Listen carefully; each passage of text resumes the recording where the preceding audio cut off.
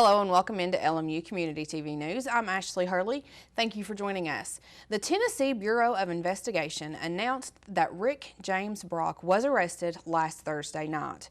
Brock was located following a tip that led to his brother's home in London, Kentucky. The Laurel County Sheriff's Office Special Response Unit arrested Brock, who was listed on Tennessee's top 10 most wanted list. 51-year-old Brock was wanted by the Claiborne County Sheriff's Office and the TBI for 4 counts of rape of a child and 4 counts of aggravated assault with a firearm. Information was gathered about his whereabouts, and he was found hiding in Mark Rasnick's home behind a refrigerator and panels. Rasnick allegedly told deputies that his brother was not in his residence. According to Sheriff David Ray, officers with the Claiborne County Sheriff's Office went to Laurel County on Thursday and barely missed locating him. According to the Laurel County Sheriff's Office press release, Tennessee authorities had listed Brock as having a violent criminal history and armed and dangerous. When arrested and while being processed at the Laurel County Sheriff's Office, Brock allegedly assaulted an officer and then attempted to escape and had to be physically subdued to end the altercation. In addition to the charges already against him, Brock was also charged with resisting arrest, third degree assault with a police officer as victim, and third-degree escape.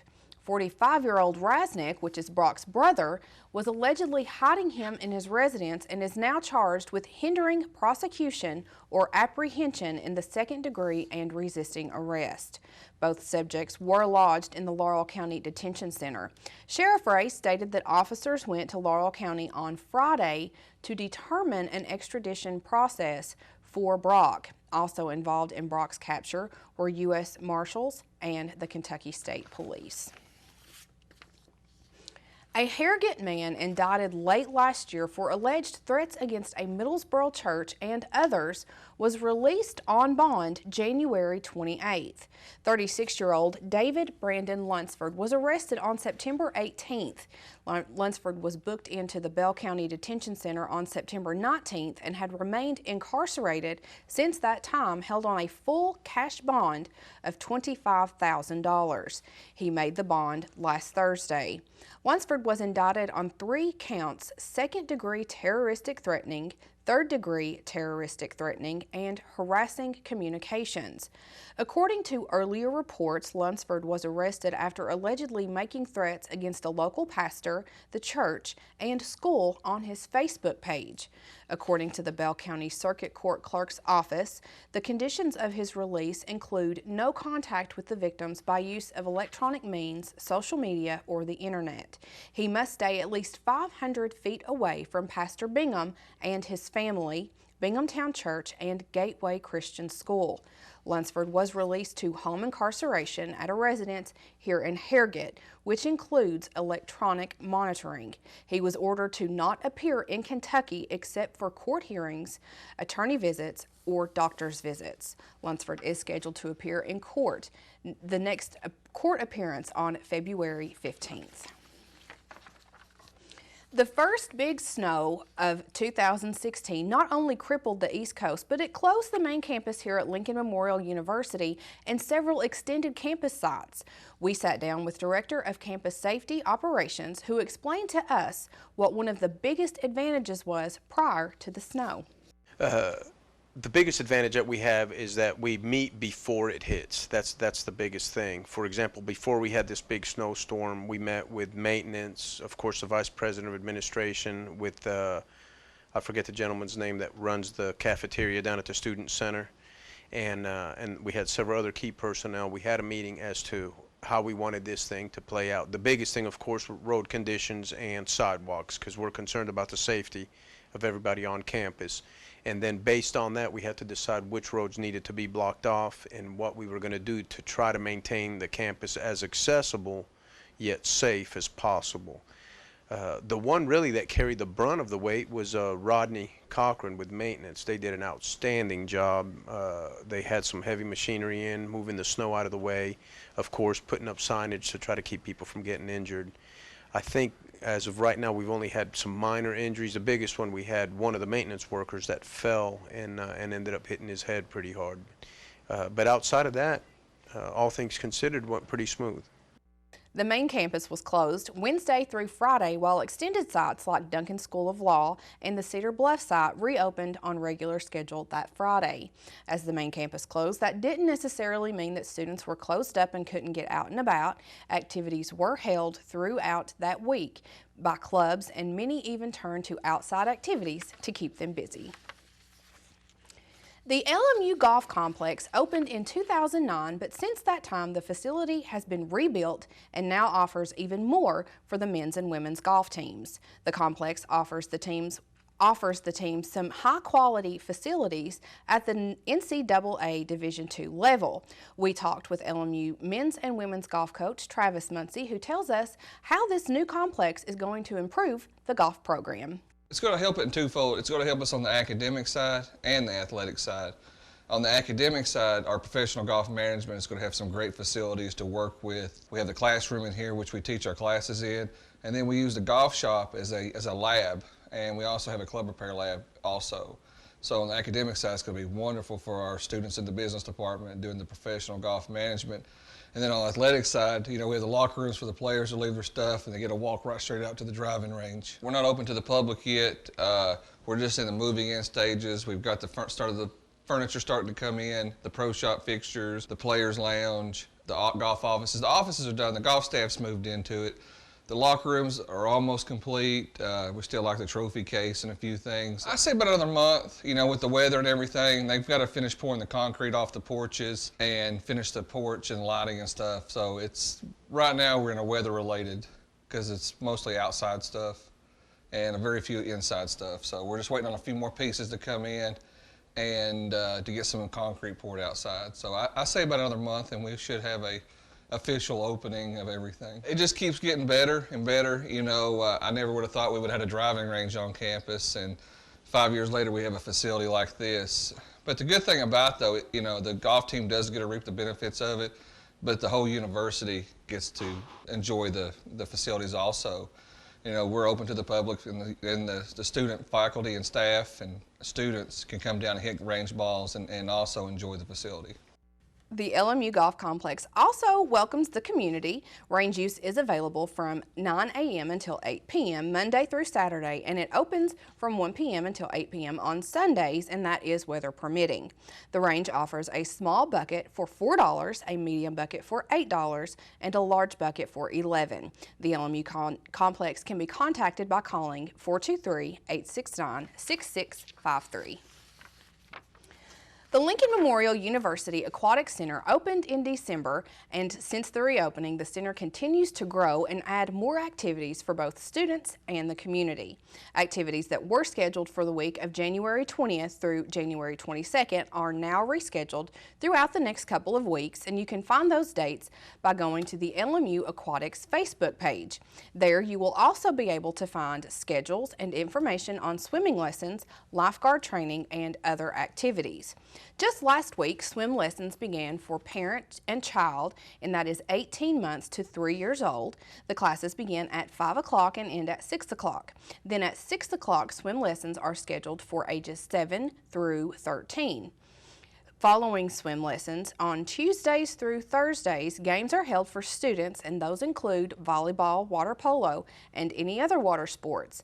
The games are held from 7 o'clock to 9 o'clock. The Aquatic Center wants to remind the public that all lifeguards are certified.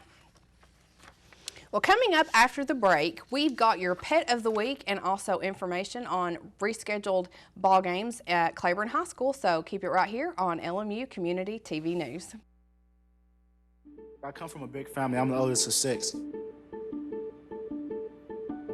To me, being the first person to go to college, it's like setting a standard, you know? My little brother is 8 years old now. I challenge his curiosity. I challenge him to dream. I have to paint a picture for him that he can look up to and live up to and possibly be better than. My name is Jaquez, and I am your dividend. Todd's a great guy. I mean, look at him. What a sweetheart. Attaboy. Wait, Todd, what are you doing? How totally selfish and un-Todd-like of you. Come on, Todd. Come on, man. I dare you. I dare you to change the world. Yeah, you. In that college education. I dare you to be somebody important. Like be a teacher or a reality TV star. I dare you to stand up here. To call the shots. To be a role model. An inspiration. An innovator. To be a teacher. Think you can change my life? Make me excited about science like you? Have a career that really means something? Then do it. I dare you.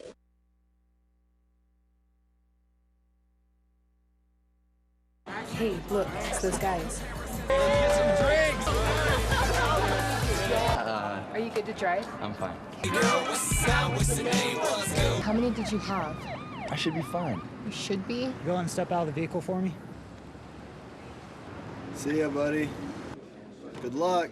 So turns out, buzz driving and drunk driving, they're the same thing, and it costs around $10,000. So not worth it. The Knoxville Opera abbreviated performance of Humperdinck's Hansel and Gretel, scheduled for Friday, January 22nd, is postponed and is tentatively scheduled for Tuesday, February 2nd, with a 1 o'clock showing and a 4 o'clock showing set to take place. The performances will be held in the Sam and Sue Mars Performing Arts Center inside Duke Hall. The program includes a 35-minute staged and costumed performance in English with the beloved story of two children whose goodness triumph over the evil witch. The performance will be followed by a question and answer session, and the audience is invited on stage to take photos with performers at the close of the event. The high energy and entertaining presentation is part of the Knoxville Opera's extensive community outreach initiative that is aimed at introducing opera to new audiences. The program is free and open to the public. LMU Chairman O.V. Pete DeBusk and his wife Cindy have sponsored the event. Now, several school groups will be in attendance for the 1 o'clock showing, so seating could be limited. Recent weather is continuing to cause some problems for East Tennesseans, but one of the biggest issues lately is potholes. Drivers are wanting to know why the potholes keep reopening and what's taking so long to fix them. The Tennessee Department of Transportation understands the issue, and they are asking that the public remain patient as they work to fill the potholes. Crews are out working to patch them and to keep drivers safe. Now, if you hit one and it causes significant damage to your vehicle, you can file a claim with the Tennessee Division of Claims Administration. After that, the state has 90 days to either approve or deny the claim. If you come across a pothole, you can report it to TDOT by emailing tdot.comments@tn.gov. The Lincoln Memorial University Art Gallery is now open to the public. The gallery is boasting Arts in the Gap, which is tied to the geography of Cumberland Gap and the mission of Lincoln Memorial University to serve students, community, and the Appalachian region. The initiative is rooted to the area's cultural history, where a multitude of men, women, and children have understood the importance of the arts in composing a life. Activities take place in Cumberland Gap that houses the complex, and activities also take place on the main campus with hopes that the program will only continue to grow. With the gallery open to the public, they hope that they can reach even more community members and create an interest in the arts. The gallery is open Monday through Friday from 9 o'clock to 3 o'clock, and if you would like more information on Arts in the Gap, you can visit Lincoln Memorial University's homepage at lmunet.edu. Pink Out for Black Year 8 at Claiborne High School is rescheduled due to the winter weather that East Tennessee experienced over the past few weeks. The annual event was scheduled for Thursday, January 28th, but is now rescheduled for Thursday, February 11th. This will be the 8th annual Pink Out Cancer Awareness Ball Game. Shirts are already on sale at CHS, It's My Party, and Sun Loan. Tickets are also being sold for a gorgeous commemorative Pink Out quilt, so be sure to buy your t-shirts and for $10 and your chance to win the quilt for $1 each. Claiborne High also hopes to see you there to support this year's mission. Well, LMU Community TV News and the Claiborne Animal Shelter joined forces to bring you the Pet of the Week segment each week. Every week we have new pets from the Claiborne Animal Shelter to show off and hope that we can find their forever family and home. Now remember, these furry faces are available for adoption at the animal shelter, so let's introduce you to this week's Pet of the Week, followed by your sports update with Adam Haley. Hey everyone! We are here today with Liza, who has brought in with her Dixie, and we are going to try our best to get through this one. She is 3 months old, so tell us a little bit about her. Well, Dixie is, we think, we see shepherd in her. We think she might have been mixed with a basset hound, because if you look at those stout little legs, they're not really quite as tall as we would think they'd be with a shepherd mix. So she's 3 months old. She was an owner surrender, because they had a baby and they were worried about her with the baby. We would just say from that she probably wouldn't be suitable for a family with young children. Okay. And other than that, she would obviously have to go to somebody that's got a lot of energy. Okay, of course. To spend with her. And here, you can take her if you want. Okay, come here, baby. If you will sit with me. She's like, I don't sit. Yeah. I'm a puppy. Puppies don't sit. No. So she's cute as a bug. Cute as a She's bug. very sweet, and she's good-natured. She's very energetic. Okay. And I would say that even with these short little legs, she would be a good companion for somebody with an active lifestyle. Jogging, going for long walks. Right? Right? And, you know, that's basically it on her. We don't, a lot of times don't have puppies available for adoption because we send them up north. But I'm not sure why this little child didn't go. Maybe because she's a wild child. Well, and she's probably meant for somebody here. Exactly. Right, Dixie? Meant for somebody here. Right, Dixie? So, so tell everyone if they want to meet Miss Dixie and make her part of their family, what should they do? They can go online to claiborneanimalshelter.com. We have an online application. Or they can come in and meet her. I would really recommend coming in to meet her if they're close enough to do so. Yeah. Bring the family, bring any other dogs they might have. Understand that we will do a thorough background check as far as veterinary references go to make sure that other pets have had proper veterinary care. Okay. And also, we do not adopt animals out to homes where the other pets aren't fixed. Right. Unless there's a medical reason for it. So, but if somebody wants to make this little child their own, and they've got, you know, to be able to spend time with her and everything, I think she'll make a really wonderful pet, and it'd be kind of interesting to see what she looks like when she's grown up. Yeah. Because right now she looks kind of silly. You do. See? Say, I'm just so cute. And I want to go home with somebody. Yes. Yes. Say it. Say it. Say it. Say, I want to go home. Take me home today.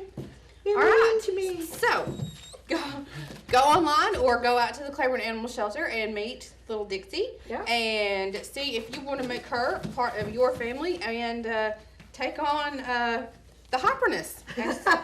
So, go check her out. Okay, Dixie, what are you going to do?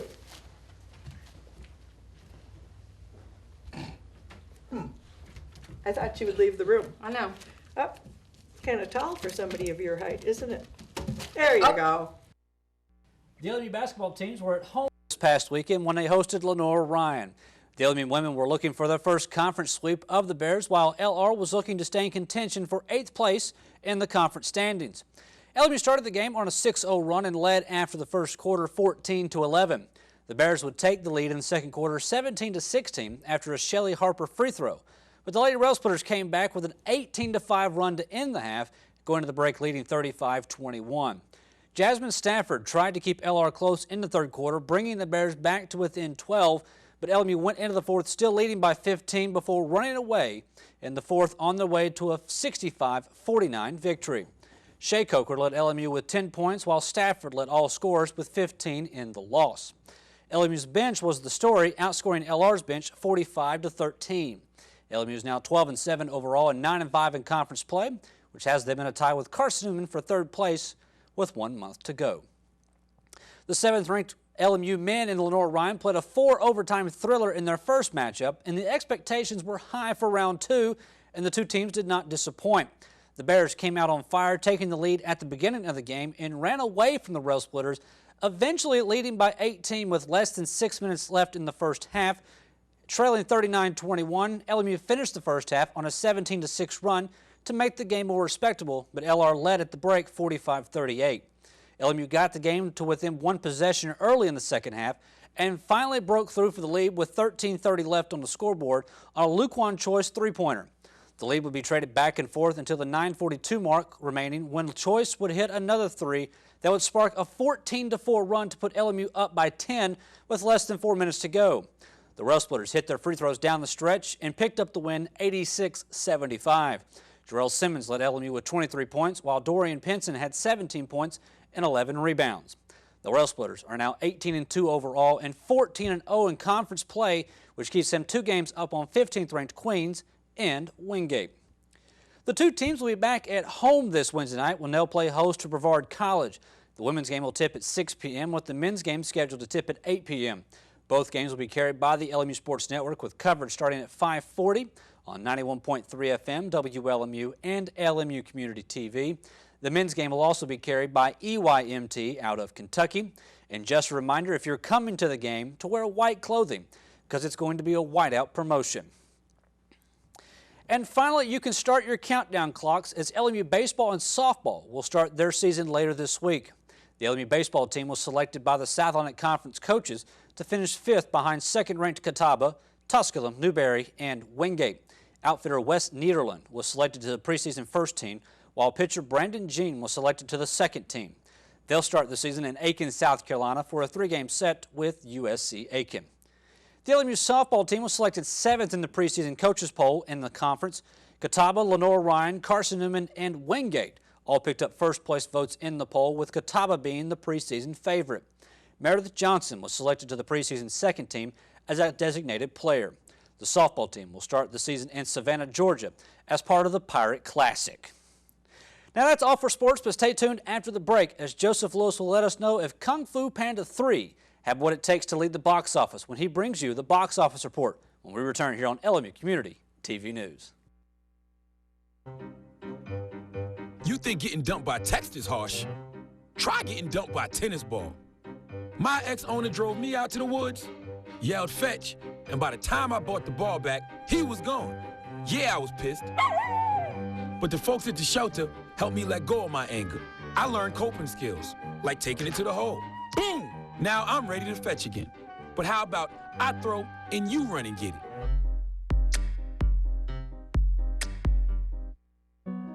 They said a bottle was just a bottle.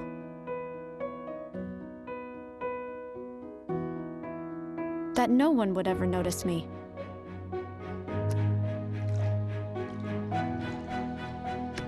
But I knew I could be more. That one day, I would make people smile.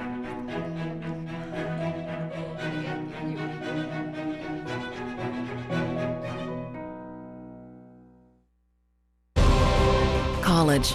It can seem a million miles away. But what if you could get help with your tuition expenses?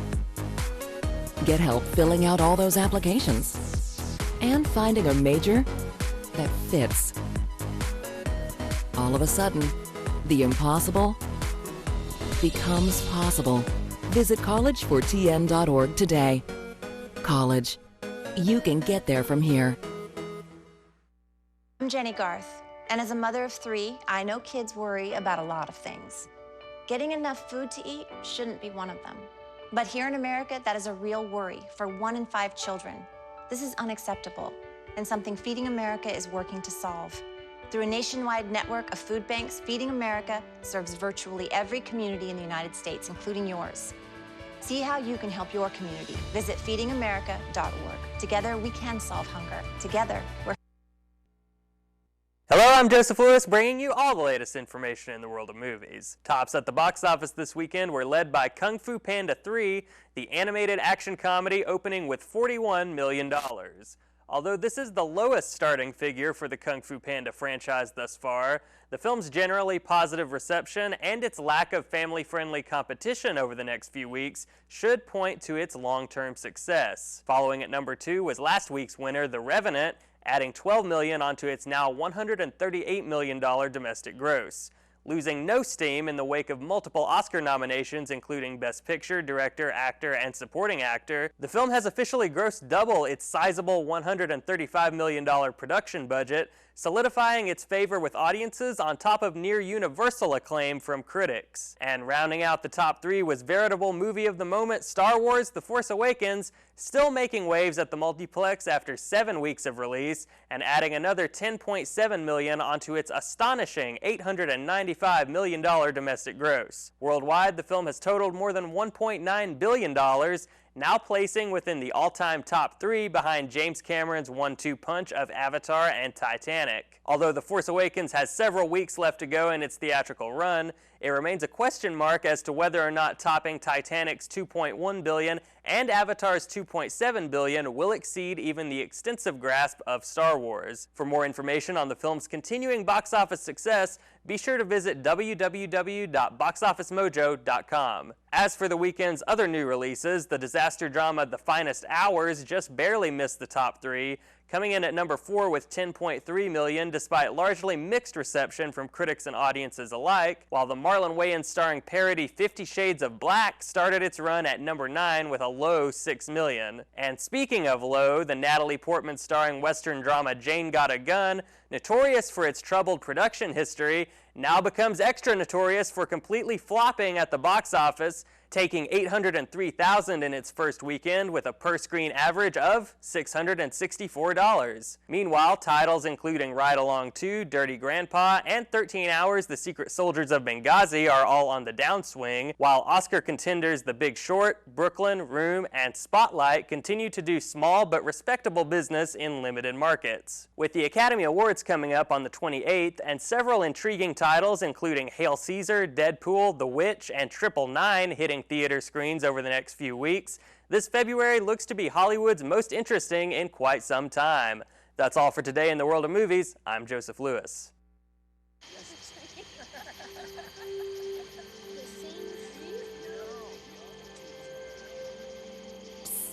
They're coming. Places, everybody. Light check. 1, 2, 1, 2. Everything looks good on our end. And lights. Come alive with the forest. Visit discovertheforest.org to find a forest near you. And that is going to do it for us for this week's LMU Community TV News. I'm Adam Haley. Thank you for joining us today, and we'll see you on Thursday. For everyone here at LMU Community TV News, I'm Ashley Hurley. Have a great week.